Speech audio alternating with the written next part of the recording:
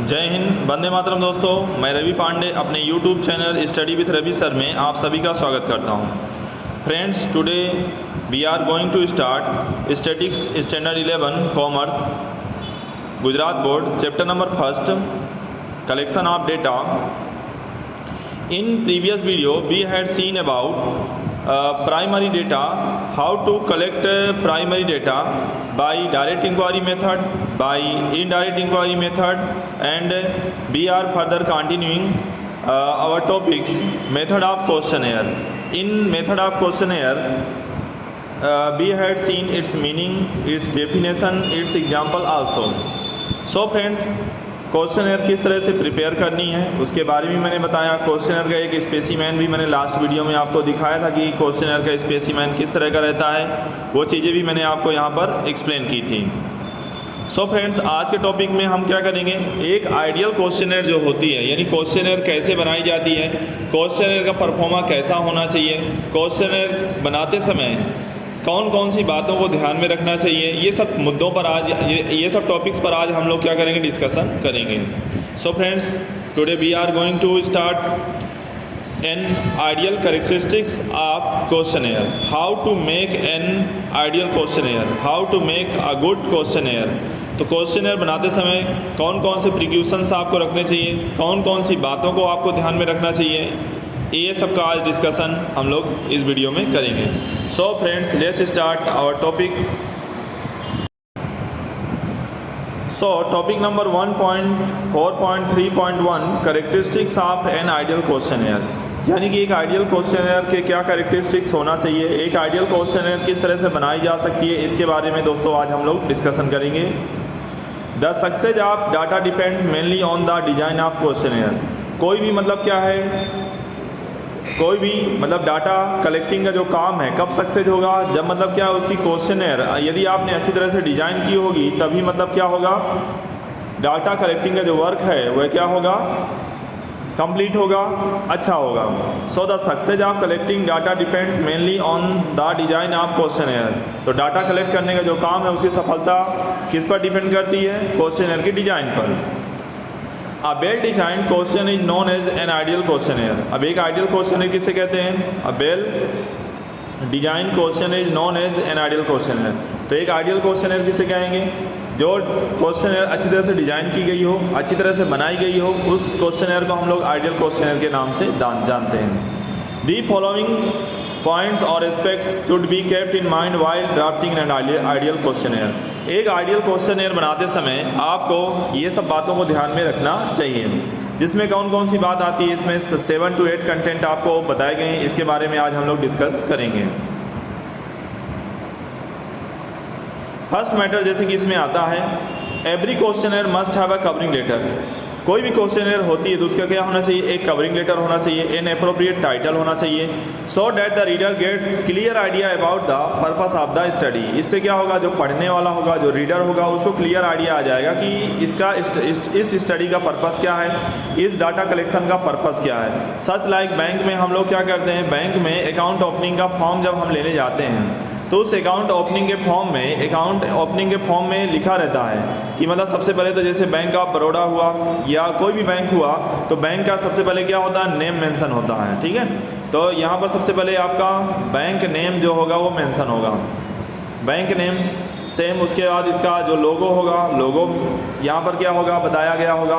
After date questionnaire का एक अच्छा सा टाइटल मतलब कवरिंग लेटर आपका बैंक ऑफ बड़ौदा हो गया, बैंक ऑफ बड़ौदा। उसके बाद इस तरह से बी बना होगा जिसमें इस तरह से उगता हुआ सूरज मतलब क्या है, राइजिंग सन मतलब क्या होता है, उसका सिंबल है, और वह कैसा है, ऑरेंज कलर का ऐसा दिया हुआ है। तो उसका क्या होना चाहिए, सुटेबल एक एप्रोप्रिएट टाइटल होना चाहिए, और साथ ही साथ क्या होना चाहिए कि एक कवरिंग लेटर इसका होना चाहिए। So once again, every questionnaire must have a covering letter और an appropriate title so that the reader gets clear idea about the purpose of the study. तो इसलिए कवरिंग लेटर और सुटेबल टाइटल होगा तो जो भी मतलब रीडर होगा, जिसने भी क्वेश्चनर रीड की होगी, तो उसको तुरंत क्या हो जाएगा, पता चल जाएगा कि यह क्वेश्चनर जो बनाई गई इसका पर्पस क्या है। Second one, number of the question should be as minimum as possible. अब यहाँ पर ये भी दिया हुआ है, सेकेंड मैटर आपको ध्यान क्या रखना है कि क्वेश्चन के जो नंबर हैं वो कैसे होने चाहिए। Numbers of the question should be as minimum as possible. जहाँ तक हो सके वहाँ तक क्वेश्चन का जो नंबर है वह कैसा होना चाहिए, कम ही होना चाहिए, ज़्यादा क्वेश्चन नहीं होने चाहिए। The fewer number of questions have greater chance of getting better response from the respondent। जो इंक्वायरी से रिलेटेड या इंक्वायरी से रिलेवेंट क्वेश्चंस होंगे वो उसमें मतलब कि ज़्यादा चांसेस होंगे कि जिसमें आप रिस्पोंडेंट क्या कर सकता है, आपको रिस्पॉन्स अच्छी तरह से दे सकता है। Long questions discourage the respondent. Long questions जो होंगे उससे क्या होगा, डिस्करेज द रिस्पोंडेंट। ज़्यादा लंबे आंसर्स देने होंगे जहाँ पर, वहाँ पर क्या होगा, जो रिस्पोंडेंट होगा उसको बोरियत महसूस होगी, डिस्करेज होगा वो। To provide accurate answers particularly towards the end of the questionnaire. There is no specific rules for the exact number of question. यहाँ पर क्वेश्चनेयर में कितने नंबर्स रखने हैं इसका कोई रूल्स नहीं है, कोई इसका नियम नहीं है। If the number of question is large, यदि नंबर ऑफ क्वेश्चन यदि यहाँ पर बड़े होते हैं, से 25 और मोर, ज़्यादा से ज़्यादा आपको कितने क्वेश्चन यहाँ पर रखना चाहिए, 25 या उससे ज़्यादा क्वेश्चन यहाँ पर हम क्या कर सकते हैं, रख सकते हैं। It is advisable to divide the questionnaire into various parts to ensure clarity of the questions।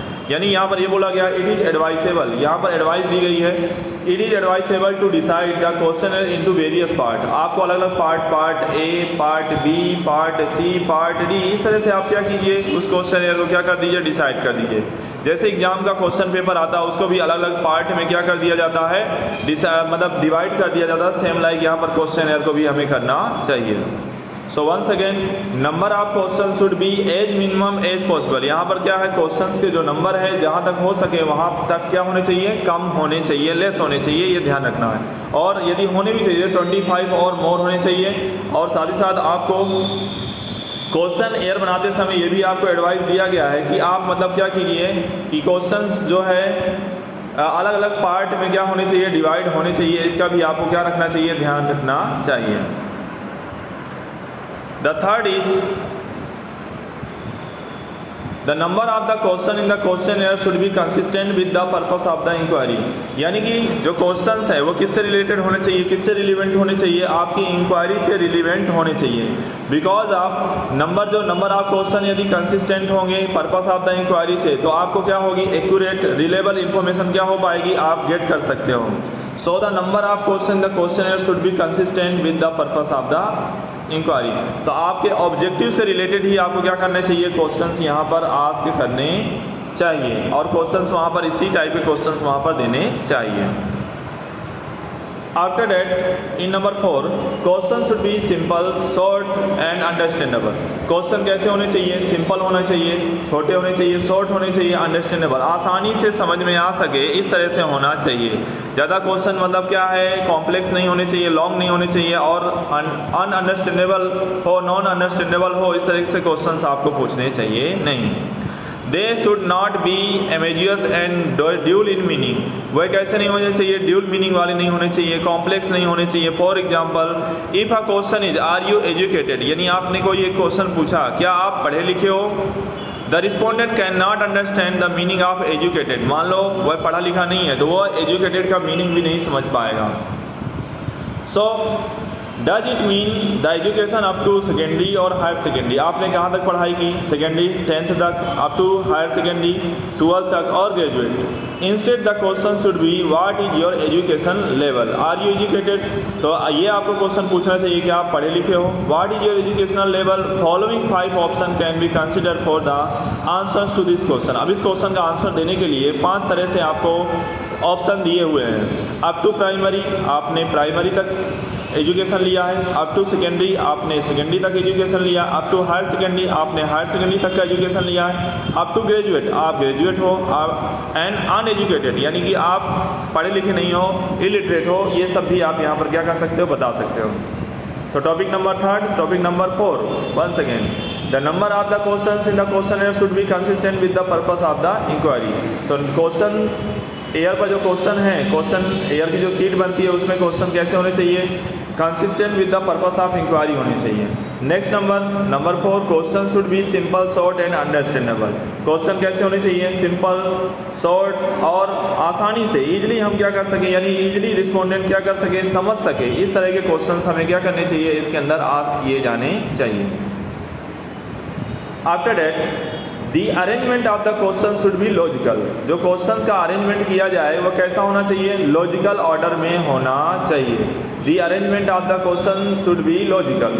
The order मतलब कि तार्किक रूप में होना चाहिए, किसके बाद कौन सा क्वेश्चन पूछना चाहिए ये आपको ध्यान में रखना चाहिए। So the arrangement of the question should be logical. The order of the question should be from general to specific. For example, what is your opinion about the, यानी कि यहाँ पर जो आप क्वेश्चन आस्क करते हो वो कैसे होने चाहिए? लॉजिकल होने चाहिए। डेट मीन्स यहाँ पर बोला गया जनरल टू स्पेसिफिक। पहले आपको सामान्य प्रकार के यानी जनरल क्वेश्चन पूछने चाहिए, आफ्टर डेट आपको स्पेसिफिक क्वेश्चन पर पहुँचना चाहिए। जैसे कि what is your opinion about the smartphone. Smartphone से आपका क्या ओपिनियन है, इसके बारे में भी आप क्या कर सकते हो, बता सकते हो। डू यू यूज स्मार्टफोन, क्या आप स्मार्टफोन का यूज़ करते हो। This is the important arrangement of the question. The correct order is followed by question A. कि सबसे पहले आपको क्वेश्चन कौन सा पूछना चाहिए कि आपका स्मार्टफोन के बारे में क्या ओपिनियन है, उसके बाद आप स्मार्टफोन यूज करते हो कि नहीं। तो पहले आपको क्या करना चाहिए, पूछना चाहिए कि आप स्मार्टफोन यूज करते हो, उसके बाद आप उसका ओपिनियन ले सकते हो। सो यहाँ पर आपको सिर्फ इतना ही ध्यान में रखना है, दी arrangement of the question should be logical, यानी जो क्वेश्चन का अरेंजमेंट है वो कैसा होना चाहिए, लॉजिकल ऑर्डर में होना चाहिए। Next one, question of sensitive nature और personal life should be avoided. Personal life और सेंसिटिव नेचर से रिलेटेड क्वेश्चंस आपको नहीं पूछने चाहिए, या रिस्पोंडेंट की डिसरिस्पेक्ट होती हो तो वो भी उस तरह के क्वेश्चंस आपको नहीं पूछने चाहिए। So questions of sensitive nature और personal life should be avoided. For example, question relating to marital status, other sources of income of respondent etcetera, if such question are necessary in the survey. यदि ऐसे question आपको survey में necessary लगते हो, an assurance should be given to the respondent. उस condition में आपको क्या करना चाहिए, रिस्पोंडेंट को एक एश्योरेंस यानी भरोसा दिलाना चाहिए, that the information provided by him और her will be kept confidential and will not be use for any other purpose. यानी उसको ऐसा भरोसा दिलाना चाहिए कि आपने जो इन्फॉर्मेशन दी है वह कैसी होगी, सेक्रेसी रहेगी, उसमें एश्योरेंस हम आपको देते हैं, भरोसा देते हैं कि ये इन्फॉर्मेशन कहीं भी लीक नहीं होगी और ये कैसे रहेगा, सेक्रेट रहेगी, ऐसा उसको भरोसा दिलाना चाहिए। So once again, question of sensitive nature और personal life should be avoided. Personal life और सेंसिटिव नेचर से रिलेटेड क्वेश्चन आपको नहीं पूछने चाहिए। Question relating to marital status, other sources of income of respondent etcetera, if such questions are necessary in the survey. और ये question जब सर्वे में आपको क्या लगते हो, इजी लगते हो, नेसेसरी लगते हो, कंपलसरी लगते हैं, तो ही ऐसे क्वेश्चन क्या है पूछने चाहिए। An assurance should be given to the respondent, और जो रिस्पोंडेंट होता है उसको ऐसा भरोसा दिलाना चाहिए कि आपने जो इन्फॉर्मेशन दी है वह कैसी रहेगी, be will kept confidential and will not be used for any other purpose, और इस इन्फॉर्मेशन का कोई दूसरा यूज नहीं किया जाएगा। After that number 7, answers to the question should be free from any calculation. यानी क्वेश्चनर में जो क्वेश्चंस होने चाहिए उसमें कोई प्रकार की यानी मतलब किसी भी टाइप की मतलब क्या नहीं होनी चाहिए, कैलकुलेशन नहीं होनी चाहिए, इसका आपको ध्यान में रखना चाहिए। So answers to the question should be free from any calculation. तो क्वेश्चन एयर से रिलेटेड कोई भी क्वेश्चन ऐसा नहीं होना चाहिए जिसमें कैलकुलेशन होनी चाहिए। For example, avoid the question like what is the average income of the earning members of the family. तो इस टाइप के क्वेश्चन आपको आस्क नहीं करने चाहिए। Next number is number 8, question having answers yes और नो और multiple alternative should be asked. Question आपको कैसे पूछने चाहिए, यस और नो और मल्टीपल अल्टरनेटिव्स होने चाहिए, should be asked. But the question whose answer do not have specific option, और कोई क्वेश्चन ऐसा भी हो सकता है जिसका स्पेसिफिक ऑप्शन नहीं हो सकता, should be avoided. For example, what is your opinion about the semester system against the yearly system in the education. तो अब स्टूडेंट से आप ऐसे भी पूछ सकते हो, क्या आपका क्या ओपिनियन ही है कि ईयरली सिस्टम कैसा था, सेमेस्टर सिस्टम कैसा था। Since there are a lot of variation in the answers, तब उस कंडीशन में क्या होंगे, जो आंसर्स आएंगे उसके वेरिएशन कैसे होंगे, चेंज होंगे। स्ट्रांगली इन फेवर, ऐसा भी ऑप्शन दे सकते हैं, हाँ हम फेवर में हैं, इन फेवर में है, नेचुरल थोड़ा अगेंस्ट है, स्ट्रांगली मतलब कि पक्का उसके विरोध में है। There are difficult to tabulate और इंटरप्रेट, इसलिए मतलब क्या है कि क्वेश्चनर को क्या करने का कहा, वर्क टेबुलेशन करने का और इंटरप्रिटेशन करने का वर्क थोड़ा सा डिफिकल्ट हो जाता है। ये हैंस इफ नेसेसरी, यदि ये कंपलसरी हो, there must be minimum number of such question in the questionnaire. तो यहाँ पर क्या है, जहाँ तक हो सके वह क्वेश्चन कैसे होने चाहिए, कम से कम होने चाहिए। So once again topic number 8, the questions having answers yes और नो और multiple alternatives should be asked. और क्वेश्चंस कैसे मतलब पूछने चाहिए, मल्टीपल अल्टरनेटिव से रिलेटेड, या तो यस और नो में ऑप्शन आए, इस तरह के क्वेश्चंस हमें क्या करने चाहिए, आस्क करने चाहिए।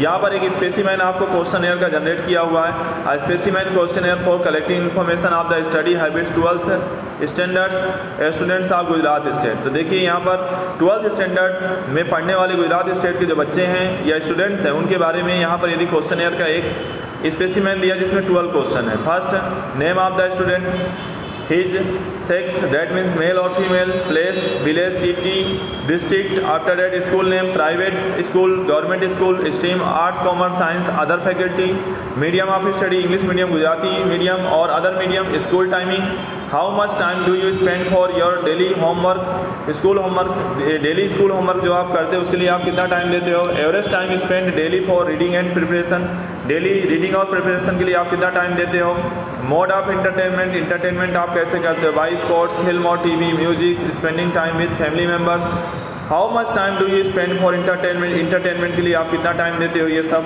Average hours of daily sleeping time, daily sleeping time में आप कितना टाइम देते हो, इसके बारे में आप बता सकते हो।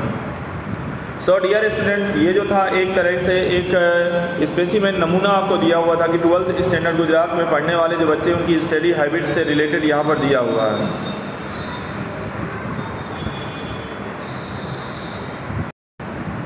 सो फ्रेंड्स, आज के टॉपिक में हमने क्या देखा, आज के टॉपिक में characteristics of an ideal question air. एक आइडियल क्वेश्चन एयर बनाते समय कौन कौन सी बातों को ध्यान में रखना चाहिए, किस टाइप के टॉपिक्स या पॉइंट्स उसके अंदर ऐड करने चाहिए, इसके बारे में आज हमने देखा। फर्दर टॉपिक्स में questionnaire by post, questionnaire by enumerators के बारे में हम क्या करेंगे, डिस्कशन करेंगे।